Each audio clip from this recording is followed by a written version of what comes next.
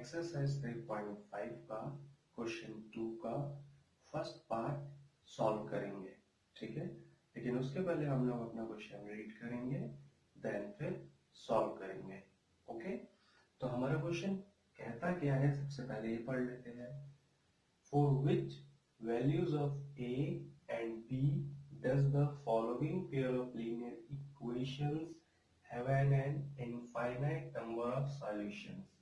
मतलब ये कि ये जो हमें linear pair of equations given है, इसमें a की वैल्यू और b की वैल्यू फाइंड करनी है, और वो तब करनी है कि इन इक्वेशंस के जो सॉल्यूशंस हो वो इनफाइनाइट नंबर ऑफ सॉल्यूशंस होने चाहिए, ठीक है। तो ये चीज हमें बतानी है। लेकिन उसके पहले हम लोग क्या करेंगे, उसके पहले हम दो चीज समझेंगे। सबसे पहला कि लीनियर इक्वेशन होती क्या है। कोई भी इक्वेशन जो इस फॉर्म में हो, इक्वल्स टू 0, अगर इस फॉर्म में हमारी कोई इक्वेशन है ax plus by plus c equals to 0, तो मतलब वो इक्वेशन हमारी लीनियर इक्वेशन होती है, ठीक है। दूसरा, इनफाइनाइट नंबर ऑफ सॉल्यूशंस। अब इनफाइनाइट नंबर ऑफ सॉल्यूशंस कब होता है? इनफाइनाइट नंबर ऑफ सॉल्यूशंस होता है जब लीनियर पेयर ऑफ इक्वेशंस का जो रेशियो है वो कुछ इस तरीके से हो, यानी कि जो इक्वेशंस की वैल्यूज है उनका रेशियो अगर इस फॉर्म में है, यानी a1 upon a2 equals to b1 upon b2, तो वो मतलब इनफाइनाइट नंबर ऑफ सॉल्यूशंस होते हैं, ठीक है। तो हमें सबसे पहले देखना है कि हमारी ये इक्वेशन जो है वो क्या लीनियर इक्वेशन की फॉर्म में है या नहीं। अगर नहीं है तो उसको अरेंज करना है। दूसरा, हमें इस रेशियो में वैल्यूज को पुट करके a और b की वैल्यू फाइंड करनी है, ठीक है। कैसे, ध्यान से समझना। तो सबसे पहले हम लोग क्या करेंगे, सबसे पहले हम लोग करेंगे रीअरेंज इक्वेशंस, ठीक है। और ध्यान रहे अभी ये लीनियर पेयर ऑफ इक्वेशंस नहीं है। क्यों? क्योंकि ये ax plus by plus c equals to 0 के फॉर्म में नहीं है। मतलब कि राइट साइड में यहाँ पे वैल्यूज है, 0 नहीं है, इस वजह से। ओके, तो हम क्या काम करेंगे, इस इक्वेशन को अरेंज करेंगे। तो ये हो जाएगी 2x plus 3y minus 7 equals to 0। क्यों? क्योंकि ये 7 इधर शिफ्ट कर दिया, उसी तरीके से इसको भी इधर शिफ्ट कर देंगे। तो ये हो जाएगा a plus by minus 3a plus b minus 2 equals to 0। और ध्यान रहे ये पूरी वैल्यू 1 है, तो इसके अंदर के साइन में कोई चेंजेस नहीं आएगा, बस सिर्फ ये साइन बाहर का चेंज हो जाएगा, ठीक है। तो ये चीज आपको ध्यान रखनी है। ये नहीं कि आप लोग इसका माइनस है तो प्लस कर दो, इसका प्लस है तो माइनस कर दो, ऐसा नहीं करना है। तब होगा जब ये ब्रैकेट को अगर मैं ओपन करूंगा तब। लेकिन ये ओपन इसलिए नहीं करना है क्योंकि ये पूरी की पूरी एक वैल्यू है, ठीक है। अब रेशियो के अकॉर्डिंग तो इसको हम कंसीडर कर लेंगे इक्वेशन 1, इसको कंसीडर कर लेंगे इक्वेशन 2। उसके बाद इक्वेशन 1 में जो ये वैल्यूज है, x के साथ जो वैल्यू a1, y के साथ जो वैल्यू वो b1, और जो खुद न्यूमेरिक वैल्यू हो यानी थर्ड वैल्यू हो वो c1। उसी तरीके से इक्वेशन 2 में x के साथ जो वैल्यू a1, y के साथ जो वैल्यू b2, और खुद जो न्यूमेरिक वैल्यू हो वो c2, ठीक है। तो हम लिखेंगे hence infinite number of solutions, है ना। बट हम लिखने की ऐसे जरूरत तो नहीं है, बट हेंस लिख के हम लोग कर देंगे अपना सबसे पहले a1 2 b1 3 c1 minus 7 a2 a minus b b2 a plus b, और हमारा c2 ये पूरी की पूरी वैल्यू, तो ये हो जाएगा 3a प्लस b माइनस 2 और ब्रैकेट में माइनस, ठीक बाहर, तो ये हमारी C2 हो गई, ठीक है। थस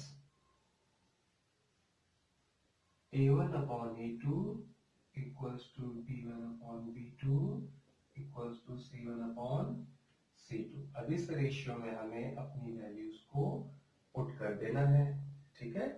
हम पुट कर देते हैं। A1 कितना है 2 और A2 कितना है A minus B equals to B है 3 और B2 है A plus B equals to, और ये है C1 माइनस का 7 अपॉन ये हो जाएगा minus 3A plus B minus 2, इस तरीके की वैल्यू। अब क्योंकि ये तीनों वैल्यू इक्वल है तो हमें क्या करना है, हमें इनको वन बाय वन सॉल्व करना है। बट कैसे करेंगे, तो सबसे पहले हम इतनी वैल्यू को सॉल्व करेंगे, देन फिर इतनी वैल्यू को, ठीक है। ऐसा क्यों, ताकि हम A और B की वैल्यू को फाइंड कर सके। ओके, तो करते हैं। तो हम लिखेंगे हेंस या थस, कुछ भी लिख सकते हो, तो मैं कुछ नहीं लिख रहा हूँ, बस सॉल्व कर रहा हूँ, है ना। 2 upon A minus B equals to 3 upon A plus B. अब इनकी क्रॉस मल्टीप्लीकेशन, इसकी इससे मल्टीप्लाई है तो 2A प्लस 2B, इसकी इससे मल्टीप्लाई तो 3A माइनस 3B, है ना। अब हम क्या करेंगे, A को इधर ले जाते हैं, B को उधर ले जाते हैं, 2B प्लस 3B, और ये इधर आया तो माइनस 2A, ये हो गया A अपॉन ये हो गया 5B, मतलब A की वैल्यू आ गई 5B, ठीक है। अब इसको सॉल्व करते हैं, and 3 upon A plus B equals to minus 7 upon minus 3A plus B minus 2, इसकी भी क्रॉस मल्टीप्लाई। अब ध्यान रहे, पहले इसको सॉल्व करेंगे इसके माइनस प्लस को, तो मैं इसको यहाँ से हटा देता हूँ ब्रैकेट, ठीक है। तो ये जो वैल्यूज है प्लस की वो माइनस में हो जाएंगी और माइनस वाली वैल्यू प्लस में हो जाएगी। तो अब इसको कर लेते हैं इजिली क्रॉस मल्टीप्लाई, तो ये हो जाएगा minus 9A minus 3B 3 2 6 equals to 7A plus 7B, है ना। अब इसको पहले सॉल्व करते हैं, तो 3B उधर ले जाते हैं, 7A इधर ले आते हैं, या ठीक, माइनस 9A माइनस 7A और equals to plus 6 equals to 7B minus plus 3B, इनको प्लस किया तो 16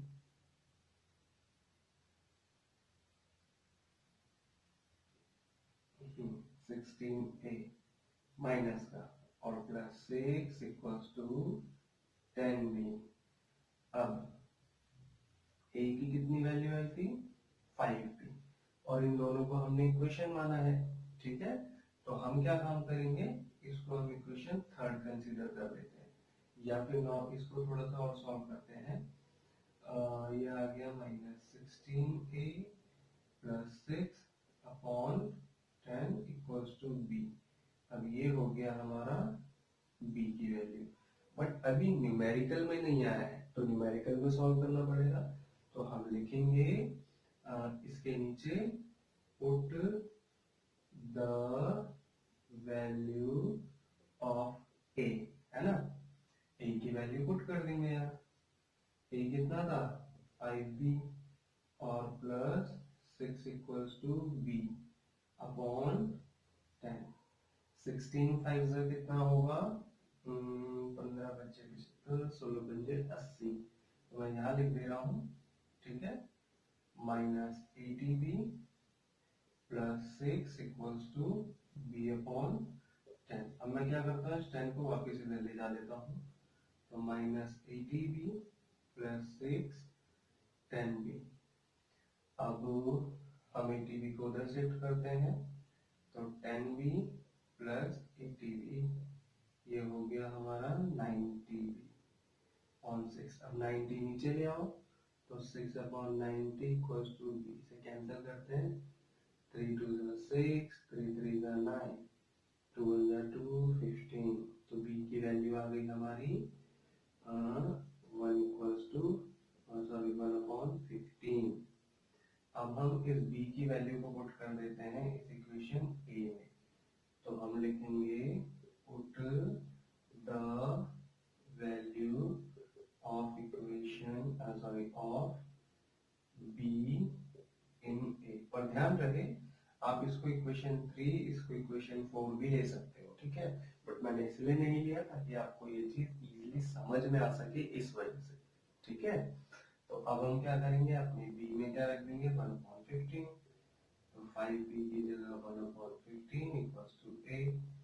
5 3 15, तो आ गया 1/3। तो a की वैल्यू आ गई 1/3।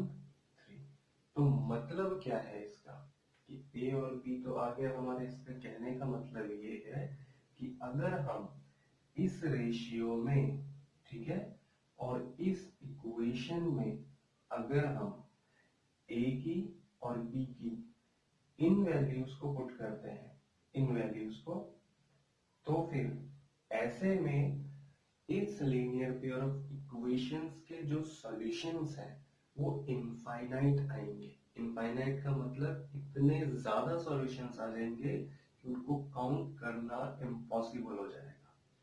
इसीलिए हमने ये सारी चीजें की है। अब एक चीज और, मैंने इन तीनों को इक्वल क्यों लिया, उसके पीछे का रीजन क्या था।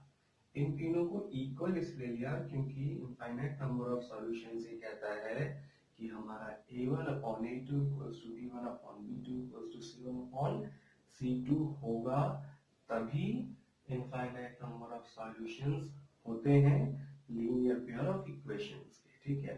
दूसरा, मैंने इसको इतना और इतना क्यों सॉल्व किया, इसी वजह से ताकि a की और b की वैल्यूज फाइंड की जा सके, ठीक है। कि वैसे तो एक साथ भी कर सकते थे, ऐसा कोई जरूरी नहीं है, बट एक साथ इसलिए नहीं किया क्योंकि आपके लिए कैलकुलेशन मुश्किल हो जाती, इस वजह से, ठीक है। तो आज की क्लास में सिर्फ इतना ही।